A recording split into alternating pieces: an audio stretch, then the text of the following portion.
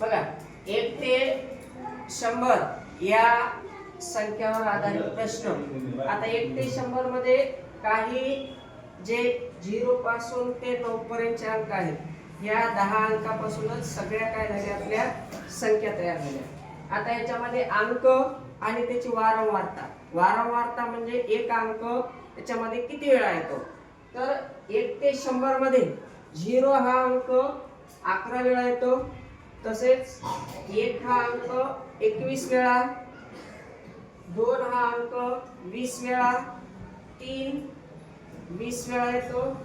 4 हा 20 वेळा येतो, 5 सुद्धा 20 वेळा,